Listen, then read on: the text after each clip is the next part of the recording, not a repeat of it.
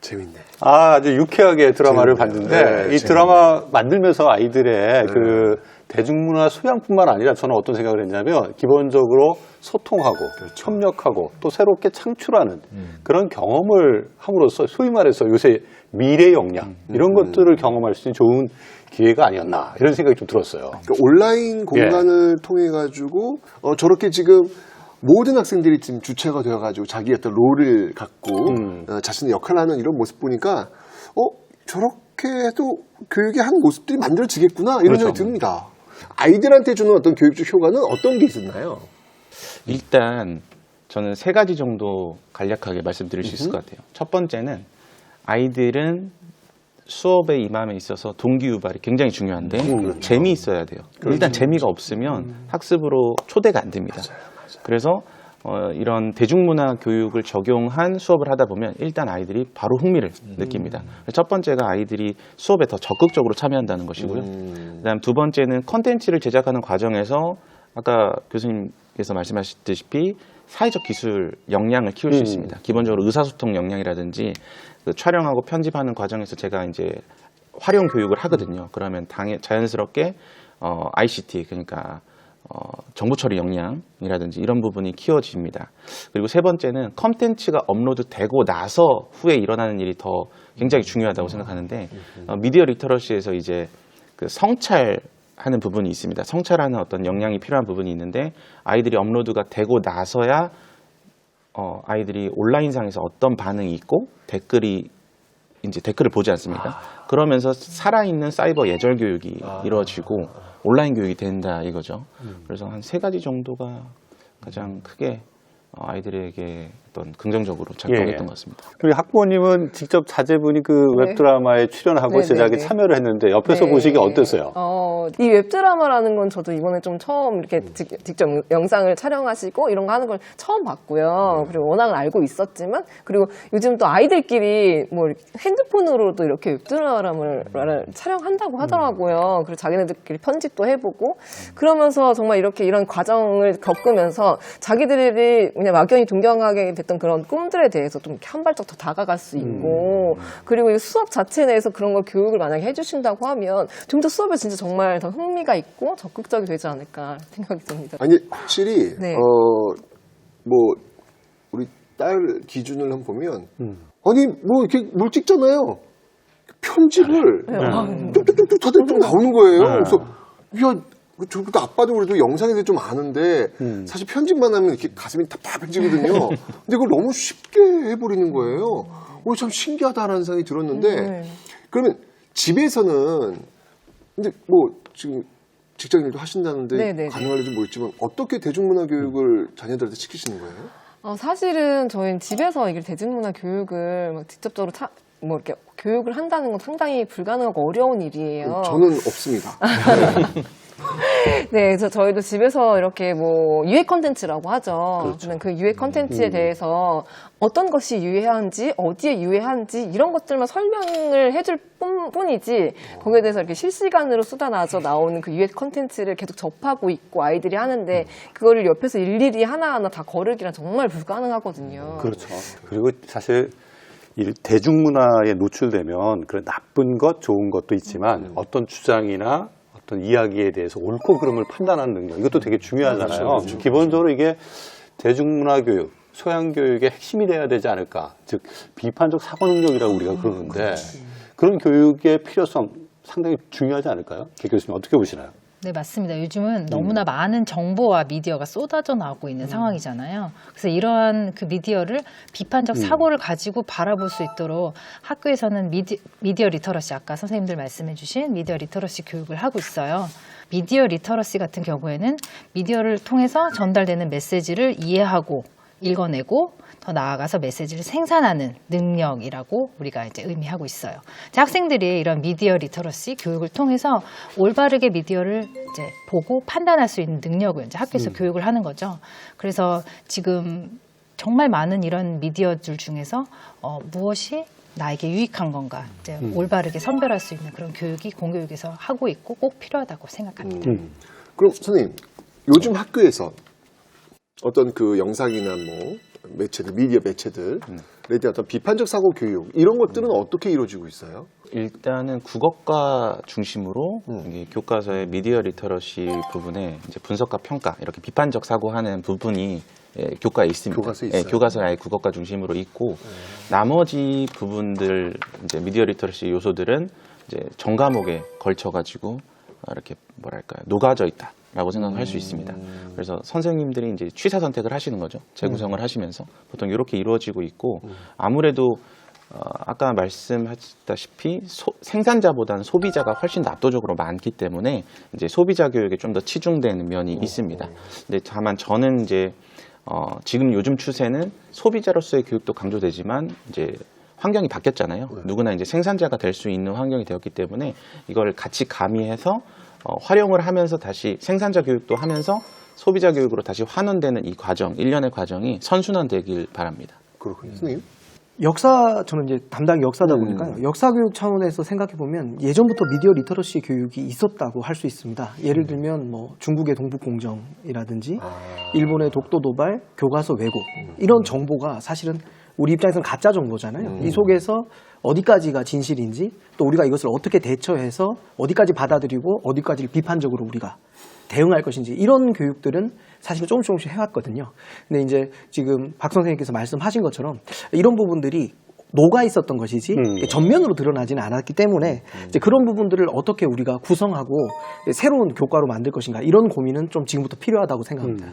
혹시 아버님 그 콘텐츠 진흥원에서 이 미디어 리터러시 교육에 관련된 거 들어는 보셨나요? 아니 전혀 힘들어요. 네, 그런 정보도 그렇지. 저희들 접하기가 힘들어요. 네, 그런데 그래서, 실제로 네. 그런 프로그램이 있지 않습니까? 네. 근데 있는데 네. 그걸 소비에 대한 주체는 이렇게 잘 모르고 일단 어떤 프로그램인지 먼저 설명 좀 해주시죠. 네, 그래서 제가 오늘 이 방송 프로그램에 네. 나온 또 이유이기도 하고요.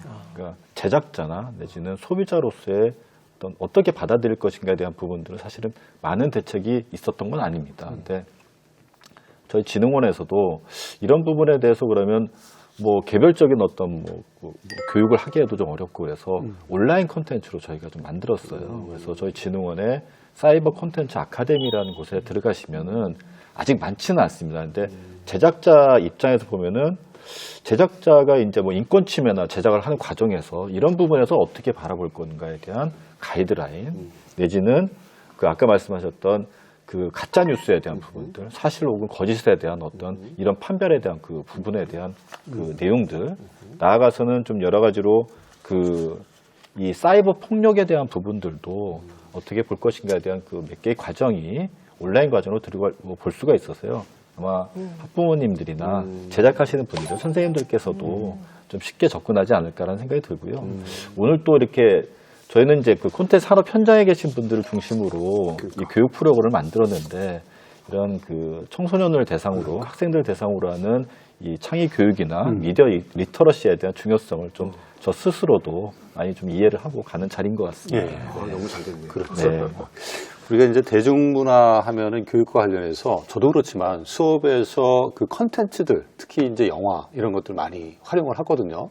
실제 초중등에서도 많이 활용하고 있는 것을 알고 있고, 특히 우리 차경호 선생님은 역사 수업할 때 네. 그렇게 영화를 많이 활용하신다면서요. 아 좋죠. 네. 박준호 선생님 아까 수업 예. 사례가 좀 미디어를 생산하는 차원이었다면 저는 그야말로 이제 소비하는 그런 입장에서 한번 접근해 보려고 한 것인데요. 사실 처음에는 그 학생들을 좀 재우지 않기 위해 그러니까 교사들끼리는 공통점이 있는데 그러니까 재미가 없으면 학생들은 안 보니까 그러면 아예 시작이 안 되거든요.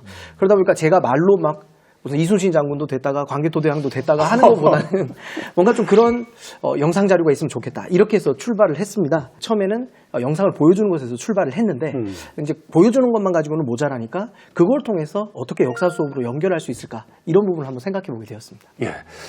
그럼 여기서 우리 차경호 선생님이 그 대구 경혜여자중학교 맞죠? 네네. 그 학생들하고 그 대중문화 콘텐츠를 수업에서 어떻게 활용하고 있는지 같이 한번 보시면서 이야기를 나누겠습니다.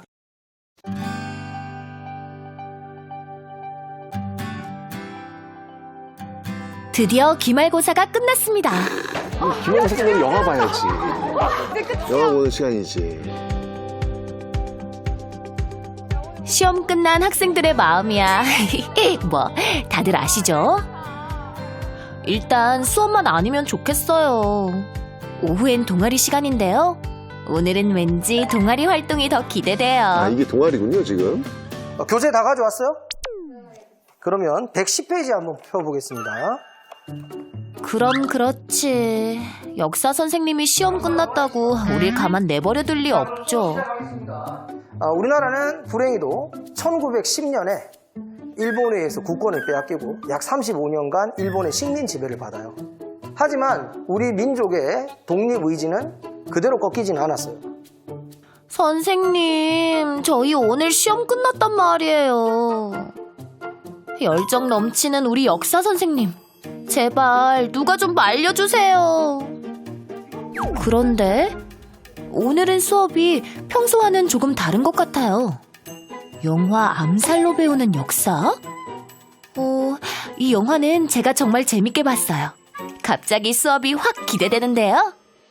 안호균 같은 여자 독립운동가, 그리고 실제 독립군을 배출했던 신흥무관학교 출신의 속사포라든지, 또는 밀정 중에 대표적인 인물과 이름이 비슷한 염석진 같은 사람들이 등장하고 있죠. 따라란! 영화와 함께하는 한국사 수업. 오늘의 영화는 일제강점기의 항일 무장투쟁을 다룬 암살입니다. 의열단의 활동을 조명하고 친일파 청산에 대한 문제의식을 다루고 있는 영화죠.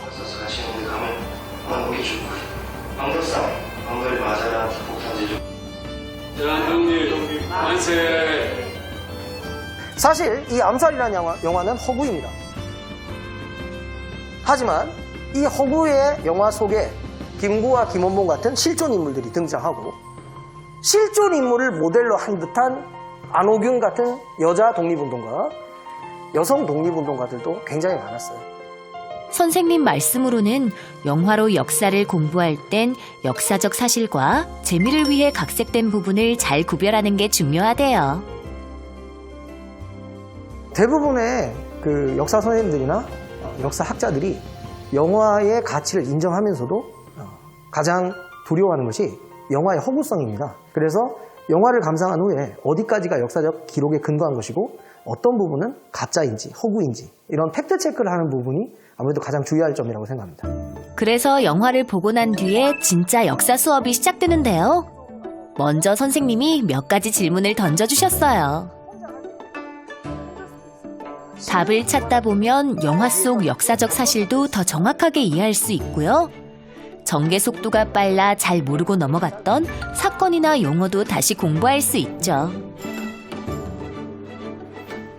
칠가살 찾았네. 한번 칠가살이 뭔지 한번 얘기해 줄래? 사실 역사하면 필기하고 외우기 바빴던 과목이었는데 이렇게 공부하니 역사 속 사건 현장에 가본 느낌이랄까요? 군부수네. 왜냐면 그 장면이 상상이 되는 거예요. 영화에서 이미 세트를 통해 가지고 보여줬기 때문에 학생들은 그 시대 속으로 좀 더 쉽게 들어갈 수 있는 거죠. 궁금한 게 많아져서 그런지 선생님과의 대화도 늘었죠. 매일신보사, 경찰서. 이해도 잘 되고 도움 된 것 같아요. 쉽게 이해할 수 있고 영화로 보니까 좀 재밌는 것 같아요. 그냥 글로 적는 것보다.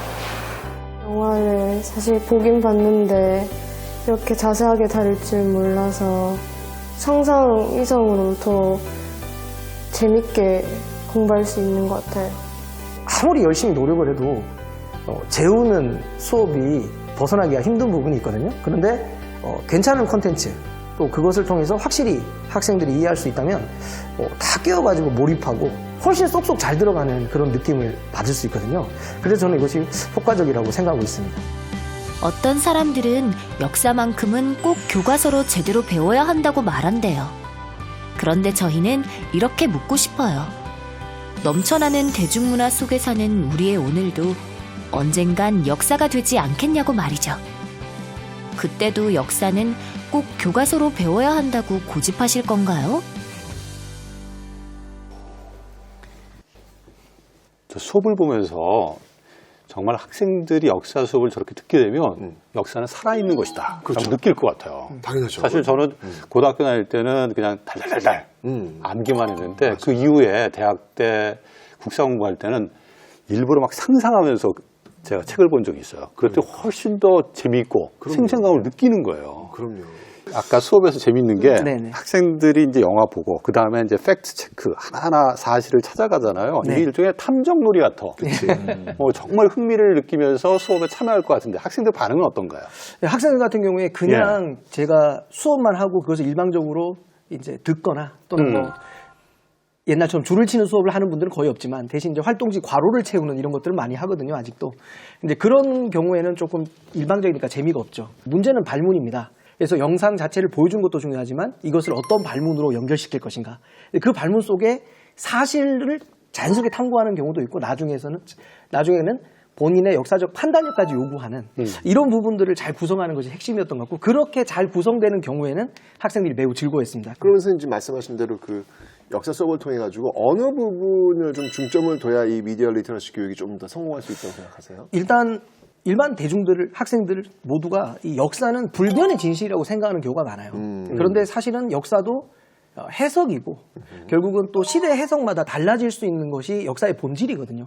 그러다 보니까 이제 많은 사람이 역사의 해석을 놓고 지금까지도 갑론을박하고 있는 것이죠. 그렇죠.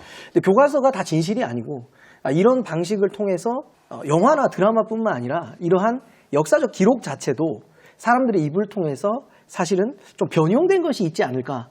이렇게 하면 역사의 본질에 대해서도 우리가 이야기를 할 수 있고 학생들로 하여금 역사가 다 진실은 아니다. 라는 이런 본질을 좀 건드릴 수 있지 않을까 그런 생각을 했습니다. 저희도 좀 그런 다양한 대중문화 교육이 자리 잡기를 좀 기대해 보는데 앞으로 저희 대중문화 교육이 학교에서 건강하게 자리 잡을 수 있으려면 어떠한 지원과 노력이 필요한지 마지막으로 제언 말씀 부탁드리겠습니다. 간단하게 좀 부탁드리겠습니다. 네, 대중문화는 지금 우리가 살고 있는 이 시간에 함께 공존하고 있는 살아있는 예술 분야입니다. 그래서 이런 대중문화를 보다 잘 이해하고 향유할 수 있는 소비자, 생산자 모두를 길러낼 수 있는 공교육에서 담당하고 꼭 가르쳐야 된다고 생각합니다. 그 학생들을 잘 가르치기 위해서 교사들, 특히 대학에서는 끊임없이 연구하고 또 지도법, 교수법 등을 개발을 해서 이제 대중문화 교육을 놓치지 않고 꼭 실천해야 된다고 생각합니다. 저희들은 앞으로 이제 4차 산업혁명 시대에 있어서 미래가 요구하는 인재상이 굉장히 많이 바뀝니다. 이러한 그 미래의 인재상에 필요한 부분들에 있어서는 분명히 공교육에서도 그런 부분에 대해서는 받아들여야 될 부분들은 받아들여야 되는데요. 오늘 보면서 사실은 아까 선생님들께서 굉장히 노력을 많이 하셨는데 오히려 아이들보다 선생님들의 미디어에 다루는 능력이나 접근이 좀 적을 수도 있고 그럴 수 있어요. 뭐 그런 부분들에 좀 아쉬운 부분이 있더라고요. 그래서 그런 어떤 아이들을 가르칠 수 있는 선생님에 대한 어떤 그 교양 관련된 과목도 좀 필요할 것 같고 전반적으로는 이런 그 교과 과정의 이 연구가 필요한데요. 이 교과 과정 연구가 제대로 좀 안 되어 있는 부분이 좀 아쉽습니다. 그래서 오늘 논의가 그런 출발점이 돼서 그런 어떤 전문적인 선생님들도 좀 이런 부분에서 전문성을 좀 강화시키고 또 교과 과정의 그 실질적인 연구가 앞으로 되었으면 하는 바람이 있습니다. 네. 이제 아이들이 단순히 동경의 대상이 되는 것보다는 미래를 좀 더 구체적인 플랜을 가지고 계획을 짜고 또 그 말씀하셨던 그 미디어 리터러시를 통해서 아이들이 정말 그 바른 시각으로 대중문화를 접했으면 좋겠다 그런 마음입니다. 제가 이렇게 수업을 하다 보니까 이제 이미 학생들은 어떤 교실과 교실 밖에 경계가 없더라고요. 근데 이제 학교 현장은 여전히 그 교과서와 입시 제도라는 강고한 틀이 좀 아주 강한 영향을 발휘하고 있지 않나 싶습니다. 앞으로는 이런 부분들이 좀 열려서 학생들이 좀 진정한 역량을 발휘할 수 있도록 미디어 리터러시 교육이 잘 이루어졌으면 좋겠다 그렇게 생각합니다. 네, 선생님. 네, 그 코로나19로 인해서 아이들이 더욱더 미디어 세상에 푹 빠져 있는 것 같습니다. 이제 밖에 나가서 못 놀다 보니까 놀이터가 그 미디어 세상이 된 것 같습니다. 그래서 이 대중문화라는 것이 미디어로 뉴미디어로 전환된 시점에서 이것을 재료로 공교육에서 교육적 지원을 적극적으로 하지 않으면 안 된다고 생각을 합니다. 그래서 이런 유명한 말이 있죠. 교육에 있는 곳을 아이들을 끌고 오지 말고 아이들이 있는 곳에 교육이 다가가라라는 말이 있듯이 적극적으로 학부모님 또 교사가 교육적 개입과 지원을 해야 된다고 생각합니다. 네. 그러니까 그런 것 같아요. 지금 시대가 너무 빠르게 변하고 있잖아요. 그 빠르게 변화하고 있는 것들을 이 대중문화가 지금 담보해내고 있다는 생각이 들거든요. 그렇다면 학교 교육, 특히 미래 교육에서는 그 대중문화에 담겨져 있는 빠르게 변화하는 시대를 읽어낼 수 있는 그런 능력들을 가르쳐 주는 것. 이게 교육의 본질이 아닐까라는 어떤 그런 생각을 한번 오늘 해봤습니다. 예. 최근 매체들이 다양화되면서 이 학생들의 대중문화 소양의 중요성이 점차 부각되고 있습니다. 우리 아이들이 건강한 사회인으로 성장하기 위해서는 학교에서부터 건강한 삶을 준비할 수 있도록 도와줘야 되고 이 대중문화 교육이 그 한 축이 아닐까라는 생각을 해봤습니다. 오늘 시청해 주셔서 감사합니다.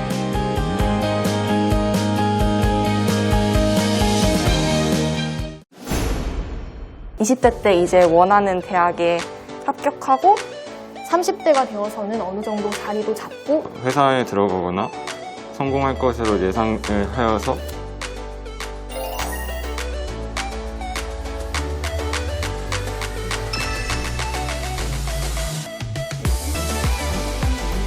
우리는 할 게 소중하고 그리기